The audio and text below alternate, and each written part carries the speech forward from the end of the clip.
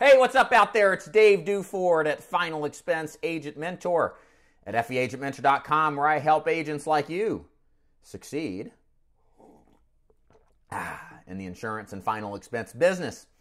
And today I bring with you a message as I am on a mission of mercy as to explain to you why telemarketing leads suck as of 2018. Now, a little background here. This wasn't always my opinion. The market has changed dramatically for generating telemarketing leads. In fact, up to a year ago, I was actually selling them on the open market to my agents and others as well. But changes in the way in which telemarketing leads has been generated, as well as the compliance rules mandatory by the FTC, I guess, has made telemarketing an all too overpriced and low-quality venture. So let me explain the three reasons why I absolutely detest telemarketing leads, to the point where I won't even recruit a guy that will only consider telemarketing leads and nothing else. So the first thing is that the biggest advantage that telemarketing gave us over the years as vendors, as people who worked leads, is that technology allowed to overcome some of the high costs of training and retaining a talented group of individuals that would normally develop their own leads. So, and this has been a long time coming.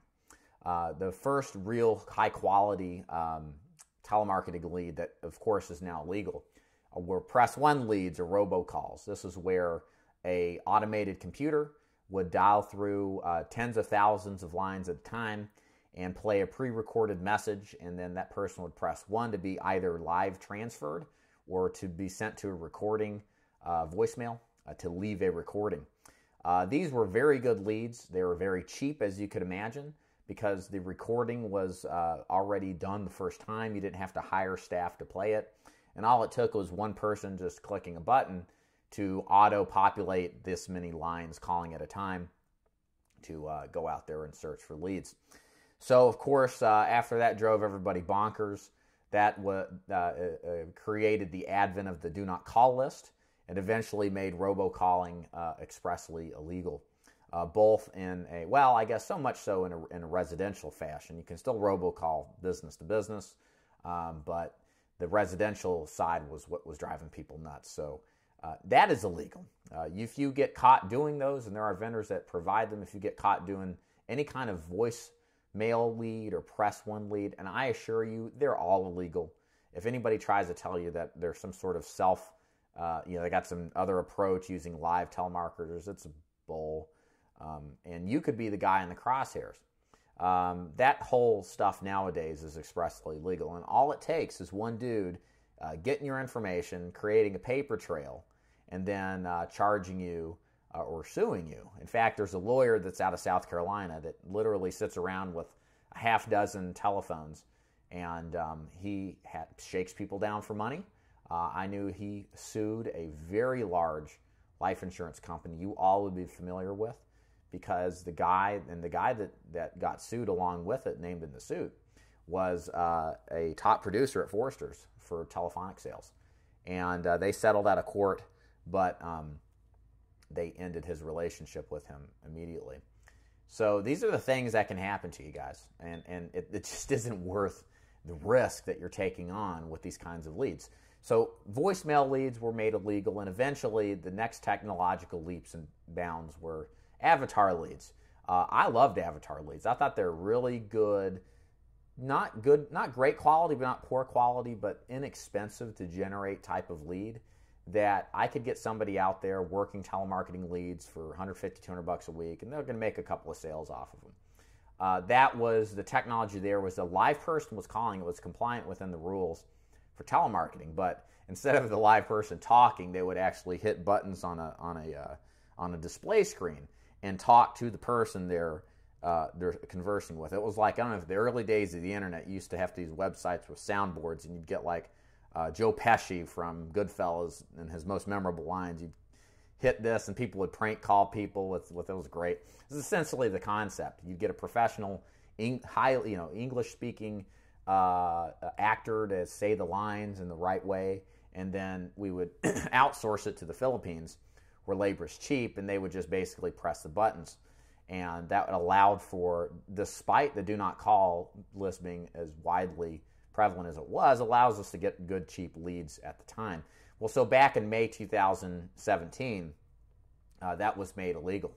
There was a notice put out in October of 2016 saying that they were going to be made completely illegal. And there we have it. So the avatar business is basically no more. You cannot use recordings to conversate with the client. You may be able to if you ask for permission, like robocalls, which, doctors' offices use robocalls because they get permission ahead of time. So, but still, it effectively kills 99% of telemarketing activity. So now here we are in present day 2018. There are things called ringless voicemails, but those just haven't taken really much of an effect like avatars did. There's just nothing left in the telemarketing business that gives us leverage for an effective price on leads despite the lower quality that you're going to get. And so what's happened is kind of bringing me to point two, is that you're only really left with live people making the phone calls for you. So you could hire a professional telemarketer, and you're going to pay probably $25 to $30 an hour for them to generate leads. And if they're just going through a regular dialer, which is a legal software, you can dial 2 or 3 lines at a time, and speak to probably 25 people an hour, you're lucky to get one of those to become a lead or even an appointment. So you're going to end up paying $35, $40 a lead, and at the end of the day, it's still not good as direct mail leads go. And so, again, you still have the problem here is that if you hire somebody, the price point just doesn't make sense. Again, direct mail is what makes most final expense agents successful, and now we're trying a new system with a higher price that doesn't have as much actual experience in working effectively. So that leaves us with what options are out there. And here's what you're looking at. You've got telemarketed leads now that really the only way you can get them and be compliant with the law is to, at a reasonable, I don't say affordable, but a reasonable price, is to outsource them to the Philippines. And this brings a whole host of problems that anybody that's had enough experience, that's tried these types of leads out, can tell you suck. So here's the problem with the Filipino leads. Problem with when you buy leads, and I'll clarify what I mean, because buying leads is different from training somebody. When you buy leads from a vendor, it's very unlikely that they've got the technical expertise to actually train these people. And when I say train, it's one thing to read a script, okay? It's another thing to motivate these people, keep them going, and another thing is to be understood. One of the biggest problems with outsourcing your telemarketing to India or your telemarketing to the Filipinos is there are people who can speak English, but by God, the accents are so thick that the people that we talk to, the seniors, they can't hear good anyway. They're very patriotic, and if they listen to some foreigner trying to sell them something, it immediately pisses them off. It's just really frustrating, and it causes this low-quality type of lead situation. I'll tell you this, the last batch of telemarketed leads I bought, I got them very cheap. They were like $10 a lead, and they were Filipino live leads, and I said, I'll give anything a try. Let me give these a shot so I can report back to my guys, my agent. So I went out, I worked them. We supposedly set about 8 appointments, and the first 4 no-showed me within the first hour. I mean, it was hilarious. Like literally, what was set, they all no-showed me. Nobody showed up. And then the 5th one, I called and I said, hey, look, I'm really ahead of schedule. It was like, 10:30. Hers was at 1. I was like, can you mind if I just come over early? Maybe it'd been 2. It was so way out in time that I figured I better just show up. I better just call ahead of time instead of showing up. And she said, yeah, sure, you can come. That's no problem. She answered the phone, number 1. That was good. Number 2, she sounded earnest and interested, so it was great. So I rolled up to the house, and as I'm rolling up, there's a police car. And I'm thinking, oh God, I hope everything's okay. Something didn't happen. And then it dawned on me as I'm putting the car into park and walking out of the car that they're waiting for me to come. So I get there and the cop starts interrogating me. He said, Mr. DeFord, this lady here is saying that she's worried about her safety, and she said there were some foreigners calling her and about Social Security benefits and insurance. And I was like, look, dude, this lady set an appointment with me. I just got off the phone with her saying I could come over. Here's where she requested it. Here's my license. And I was just like, what is wrong with these people? But it's because the quality of these leads, in part, the quality just was horrible. And for all that money I spent, I didn't get the first appointment. And I had never in my life up to this point not worked leads. But the first 5 leads that agreed to appointments but then totally disappeared, just total garbage. And I thought, I could do better with other leads. At the time, direct mail I knew it was king, but I was kind of playing around with different leads at the time. It's like, why am I going through these motions, trying these cheap leads out and getting crap results? It just doesn't make any sense. And it's not doing me any good. In fact, it's costing me more in lost time and lost opportunity and lost everything. So even, I get what I paid for. Cheap lead, cheap results. Something to that, guys. So I leave you with this. In my arrogant opinion, don't spend the money on telemarketing leads. Okay, they're a waste of money. If you're going to go out there and find a vendor that is still offering telemarketing leads, you got one of 2 options. First option is they're outsourcing to the Philippines. If they're charging you probably $8 to $15. The Filipinos can't speak good, conversational, easily understood English to the people that are picking the phone calls up. Hell, I live in the South, and half the people can't even understand me down here, and much less they can't understand the people up in the Midwest. And we're talking about people halfway across the world. How much you losing on those deals? That's what I mean. As you start thinking through this, it's like, really, it doesn't make much sense. But number one, they're either outsourcing this and they're going to be really crappy leads. And when we say leads, the lead may be, yes, you agree to a callback. Well, that's not a lead. If it's a lead, it's the poorest quality lead. Anybody will agree to a callback just to get these annoying foreigners off the line so they don't have to listen to their accent and get frustrated by it anymore. Hopefully you can see what I'm trying to say. And the other option is that it's just an illegal lead. It's either a live transfer lead that we can get you for $5 a lead. That's probably a voicemail lead, or a press 1 lead or a robocall lead.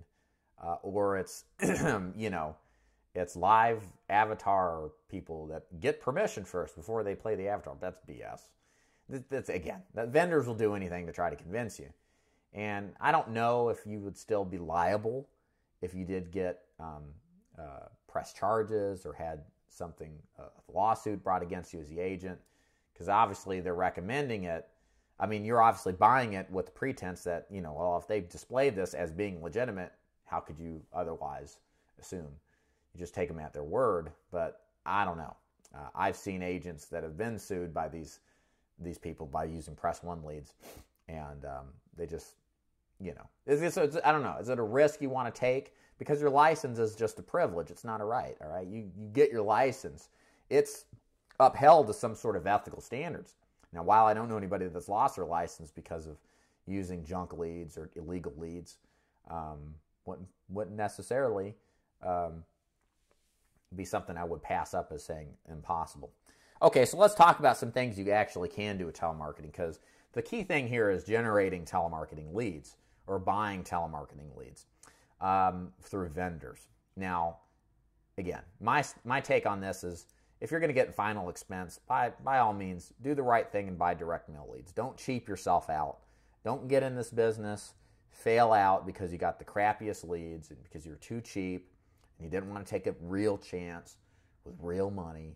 Because what's going to happen is you're going to give yourself a subpar opportunity for subpar performance, and then you're going to wonder and say this business sucks because really what you did and your business plan sucked, okay? Don't make it out like that, because this could be your only shot to do it right. Take the time to invest the money into direct mail. That's my number one recommendation. as opposed to trying to cheap out or cut corners with telemarketing. You just don't do that in this business. Now, let's say somebody is insistent on telemarketing. Or I should say, let me clarify some of the stuff I said about telemarketing. So there are things that do work in telemarketing, okay? The number one thing is that if you have an organization that actually trains your callers, whether they're American or Filipino, on a consistent basis, that makes sure that they develop a real script that's actually good at generating leads, and you can keep these people motivated and you can manage them, I'm willing to concede that that might be a viable form of marketing. My friend Chris Westfall, you've probably seen the interview we did. He does Medicare supplement sales. He's got a product called Train Telemarketers, and that's the idea. You pay him money. They have a guy that goes and trains these people the script. They train them the enunciation. It's Filipino telemarketing, and then when you get it set up and they get rolling, you're only paying these people like $3 an hour, $3.50 an hour, and it's like living like a king over there. So in that case, I can justify a little bit lower quality lead because the price point's so extremely low. You're not paying $12 a lead or $15 a lead. You're paying literally like $3 a lead. So, okay. So price and quality is a little bit different there. I'm acceptable of that. The other thing you can do, of course, is, but the thing you got to do there is you got to learn how to manage people. You got to have the money to drop on something like that. You've got to be willing to continuously improve the process. You may not want to do that as a salesperson. You may just want to go and sell. Again, another reason. So you're replacing one problem with another, and it may not work out. Many times you have to throw out a bad caller and then replace it with a better one. And that process of vetting takes a lot of time. Can be worth the investment, though. You can call yourself. Look, nobody's going to do a better job cold calling than the agent, just like nobody's going to do a better job setting appointments like the agent. So if you can do the cold calling yourself, you'll have a lot better results. Of course, that's if you want to cold call. But you'll control the script, you'll control the tonality, you'll have more understanding of the product, and you'll just do a better job with the appointments that you self-generate and go see yourself versus outsourcing. And the last thing I'll say kind of relates to the first point I made. I've given up on telemarketed leads. I just don't even pursue that route. When an agent comes to me and wants to be successful in final expense, we don't even fool with telemarketing leads. I looked at the numbers, and of the 100 agents I've recruited into telemarketing, very few of them are around. And it's because they started with a lower quality lead, and it's because they didn't have the money to withstand the ups and the downs of the business. And they got a bad taste in their mouth when they only closed a fraction of the leads, which is to be expected with telemarketing. And I didn't even get into some of the longer-term problems with telemarketing. When you only have about 10% of people in your target market that are available to call, because most people have cell phones. They don't have house lines anymore. And if they do, they're on the do not call list 9 out of 10 times. So in order to get leads consistently, you got to work this huge, vast area. You're going to have to work 150, 200-mile radius if you want to do this full-time. You'll have a lot more time between your appointments. So then there's the economic cost to get to each appointment. That expenditure in gas, wear and tear on your vehicle, it starts to add up. It's almost as if you're taking that price point on direct mail, $30 a lead, and then going to a telemarketing lead for $15 an hour, or $15 a lead, or $12 a lead, but you're displacing that difference in the form of other aspects of the actual cost of doing business. It may be an opportunity loss, or an opportunity cost. Maybe instead of seeing 5 people a day, you only see 4 or 3 because of the travel time. Then you got the economic cost of traveling, the gas, the wear and tear. You're going to realize these expenses eventually. So, if you're going to do anything other than direct mail lead, the only thing I can at least believe that's equivalent in quality is Facebook lead. Facebook leads, I wouldn't say they're exactly the same, but they're pretty good quality. You're all over the place. I sell them. Other people like Cody Askins sells them as well. They're cheap. My agents get them for $20 a lead if you work in my organization. They come fast. They're high quality. You can door knock them. You can call them. And it is a cheaper way than direct mail to do this business. Not a replacement, but certainly a lot better than telemarketing leads. So, hey, Dave, thanks for joining. So, with all that said, wrapping this thing down, I want to thank you guys for watching today. I know a lot of people like telemarketing leads. I used to, but they need to be buried and done with.